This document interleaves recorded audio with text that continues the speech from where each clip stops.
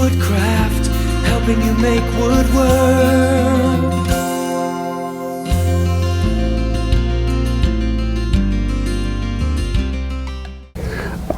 Well, good afternoon. Welcome to Woodcraft. My name is Larry, and today I'd like to talk to you guys about making boxes. When it comes to boxes, as you see over here on the table off the side, you can have so many different kinds. Lots of different tools involved, lots of different joinery. And when they asked me to do this demo, I said, sure, what kind of box should I do? And they said, well, do the one. We have one sitting up on our table here, and we got a lot of questions asked about this box. And this box right here, we call it the art box or the carved box. I'd love to tell you that it was my design, but it isn't. I found a gentleman on the internet by the name of Andy at lumberjocks.com who came up with this design, and at the bottom and the end of your handouts there's a link that you can go find to see some of Andy's work, and kind of he's got a tutorial of building these boxes. So kind of what I'd like to do today is just kind of take you through the steps. I've got a box here in a couple different stages, and just kind of show you the steps along the way, that if you decide to make this box, hopefully the handout will help you. And if you can visit lumberjocks.com and see Andy's comments and stuff and his tutorial on it, it would help you to make this box. So first, what I usually start with is the dimensions of this box.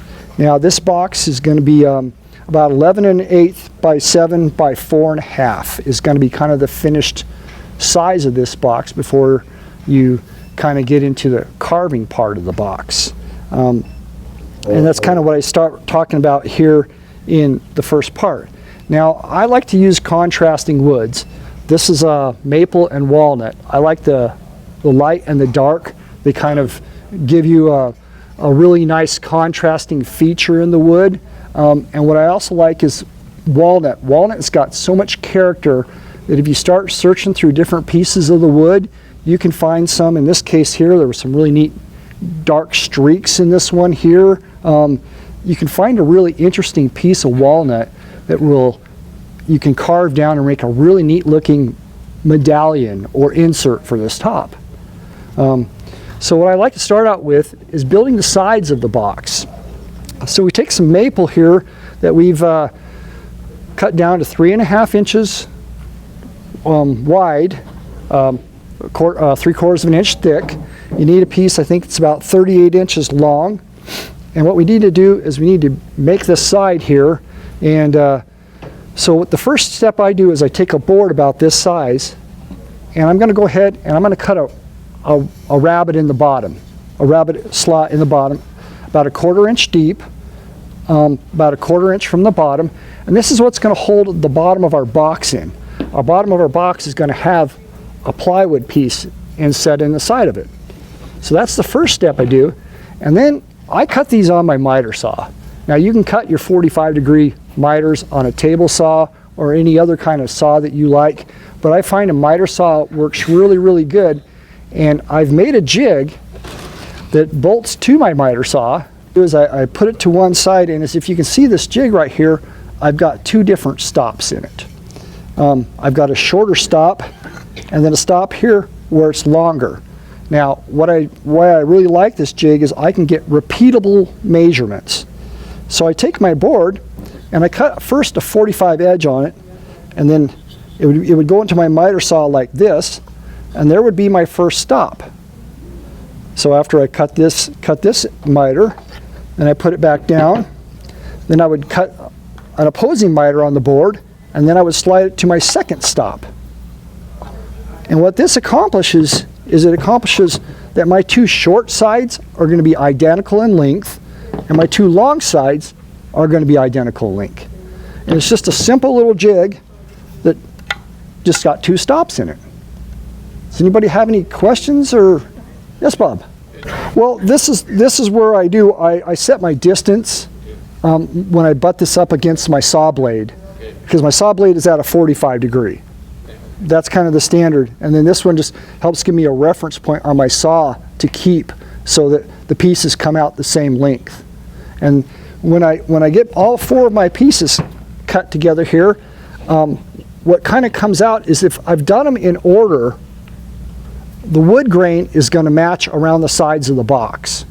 That's why I do a short one, a long one, a short one, and a long one. To start with the short side, the long side, the short side, and the long side. So when you look around the box, the grain should keep flowing and the pattern should match.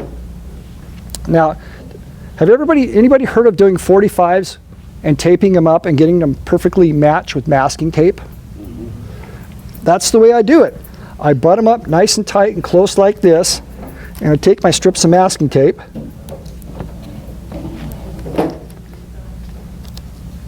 usually do about 3 strips on each one. It helps sometimes if you butt them up against a board or say the table fence of your saw to help keep them all in line on one edge there.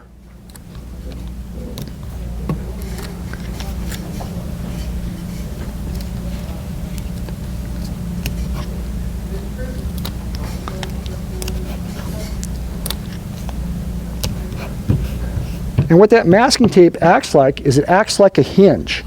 So when you pick your board up, if you stick your masking tape down good and tight, which I didn't get this piece down very good, it goes together like that. So this is the time you can look at your 45 joints on each corner and make sure you've got good fitment. And if everything's looking good on you here, what you've noticed that the inside of this box has got that rabbit cut in it for the bottom. Now you can measure your box, and I cut those rabbits 1/4 inch deep when I did it. So I know that my bottom piece should fit in there. So it's at this time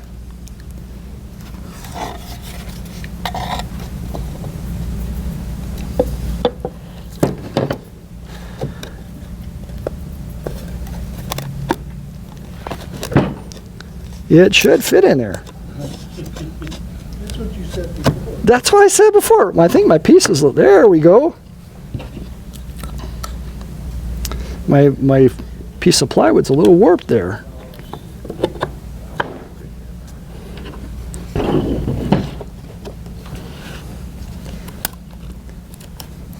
And it's kind of about this time that you kind of looked at your box, and if you're happy with the way it's all fitting, your 45s are all fitting good, then it's at that time your plywood goes in good. I take it all back apart and I would coat the joints with glue. And then I would tape it back up, flip it over, check my corners, corner to corner to make sure I have a good square box, do any adjustments I need, and then I set this guy aside and I let it dry. Now, once my glue is dry, the next step in making these is to do wooden splines. Now, I like the look of the wooden spline, but you don't have to do wooden spline corners. But the wooden splines are actually quite easy to do. Before you do your wooden splines, if you have any height variance here on your top or your bottom, this is where you need to take, and actually what I do is I take a long board, piece of plywood or some melamine, and I've got 2 pieces of sandpaper, about 150 grit, sticky, double sticky tape to the board, and then I take my box to it and I kind of move it back and forth, across it, and flatten the bottom, and I do it to the top. Just a little trick. Now if I had the Supermax sander, which would be really, really great, I could just turn it on, run it through, and it would do the same thing. Unfortunately, my wife won't let me get one yet. I say yet. Yet. Yes? When you glue that box, do you use a band clamp or anything, or is it the masking tape? The masking tape I've found is more than sufficient for it. It acts like almost like a spring hinge, when you bend that corner around, it keeps those edges straight together and tight. And I just put glue or masking tape all the way around it.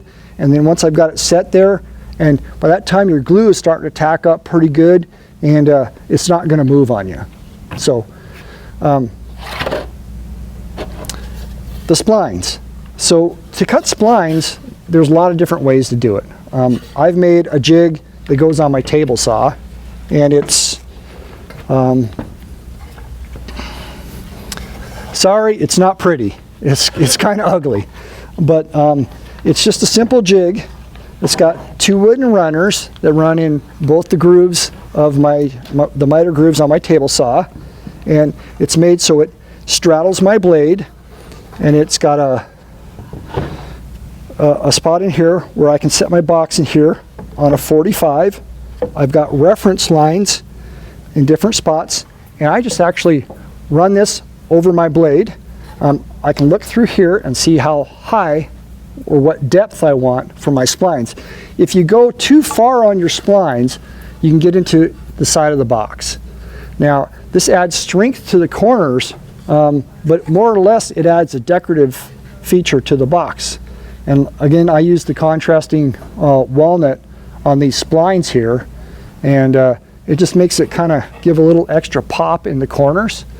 Now you can, I do evenly spacing on my splines. Some guys space them out differently. Some guys make them deeper in different spots.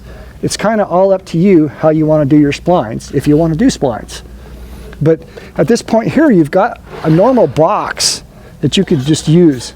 You could take this right here, you could put a lid on it with a hinge, and you'd have a box that's ready to go.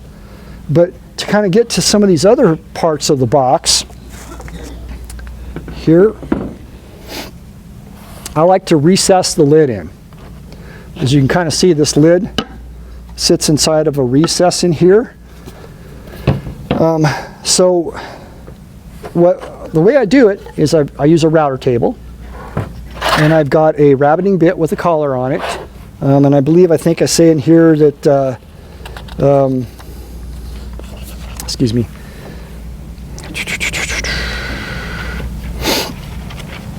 I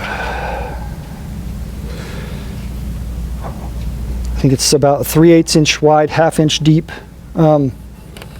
rabbit that I'm going to do in the top here. So I use a rabbiting bit. I don't try to do it all in one pass. What I find, and even if you see here, that with the maple, I have a tendency to burn it a little bit in the corners. If you take little lighter passes, more passes, it doesn't burn. So what I end up with is I take it, mount my rabbiting bit on my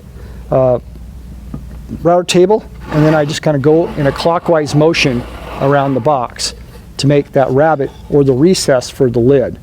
Now if you kind of look at this box right here, you'll see that this back part, the rabbit is deeper. Now what that's for is that's for the lid, because the lid's going to pivot up and it needs room in that back portion for it to go into. So that part of the rabbit is actually 2 inches from each side here, and then clear across the back goes down, I think it's 1.25 inches. That gives me a recess back there for that back part of that lid to go into. Does anybody have any questions on that? Okay. Yes? Is that part of it shown in that video on the YouTube? It's actually on, it's not a video on YouTube, it's actually a tutorial on lumberjocks.com. I think if you go there and you go under, But it shows that wrapping. it does show it in there, and his whole lesson plan is this right here. It's like 30 some pages, and he's got real good pictures and stuff in there on making these boxes. Of course I couldn't do that for all our handouts. I had to kind of try to condense it to get down to that point there.